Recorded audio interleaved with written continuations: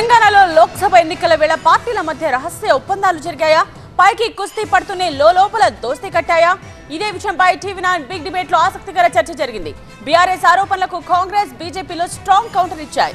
ఇందుకీ గులాబీ ముళ్ళు గుచ్చుకున్నదెవరికి, మెచ్చుకోలెవరికి?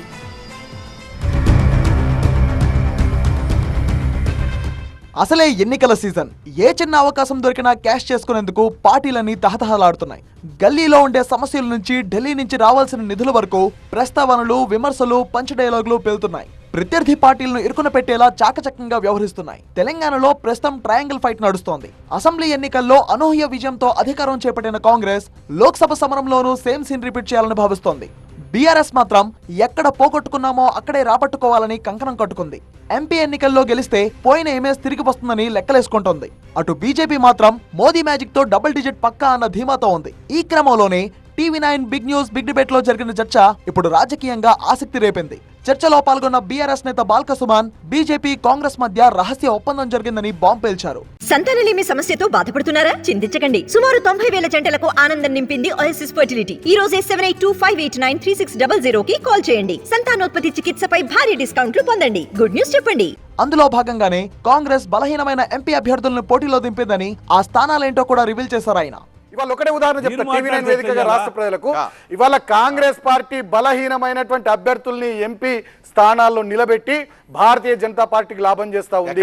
100% అంతటా మల్కాజ్గిరిలో బలహీనమైన అభ్యర్థి సునీతా మహేందర్ రెడ్డి, చేవెళ్లలో రంజిత్ రెడ్డి బలహీనమైనటువంటి అభ్యర్థి, వరంగల్లో కడియం కావ్య బలహీనమైనటువంటి అభ్యర్థి, నీలం మధు అక్కడ మెదక్లో బలహీనమైనటువంటి అభ్యర్థి.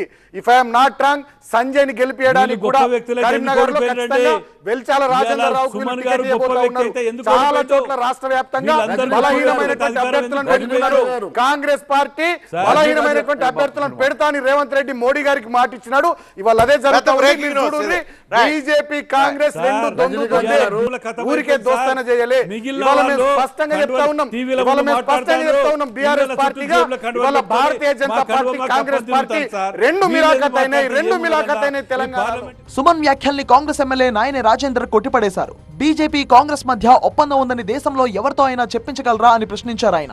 మేము బీఆర్ఎస్ పార్టీ స్థానం ఎక్కడున్నో 17 పార్లమెంట్లో తెలుసుకోమనండి.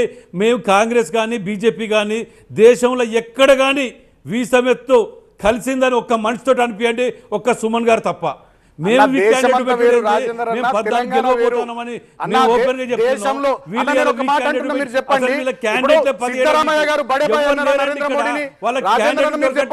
కర్ణాటక ముఖ్యమంత్రి మీ కాంగ్రెస్ పార్టీ సిద్ధరామయ్య గారు మీరు బడే బడే నరేంద్ర మోడీ గారు అన్నారా? మీ సపోర్ట్ మాకు కావాలన్నారా? ఢిల్లీలో ధర్నా చేశారు. మీ ముఖ్యమంత్రి గారు కనీసం Congress big news big debate లో కమలం కూడా కౌంటర్ అటాక్ కి దిగింది. టీఆర్ఎస్ లో ఉన్నప్పుడు బలంగా ఉన్న నేతలు పార్టీ మారగానే బలహీనంగా మారిపోయారా అని నిలదీశారు బీజేపీ ఎమ్మెల్యే ఏలేటి మహేశ్వర్. చేవెళ్లలో అభ్యర్థి వాళ్ళ ఎంపీగా ఉన్నప్పుడేమో ఆయన స్ట్రాంగ్ అభ్యర్థి అయిపోతాడు, ఇలా వీళ్ళు నిలబెట్టగానే ఆయన వీక్ అభ్యర్థి అవుతాడా? ఇప్పుడు కాంగ్రెస్ ఎవరు నిలబెడితే మా కోసం నిలబెట్టండి అని చెప్పేసి ఇట్లా పిచ్చి అలిగేషన్స్ చేయడం అది సమంజసం కాదు.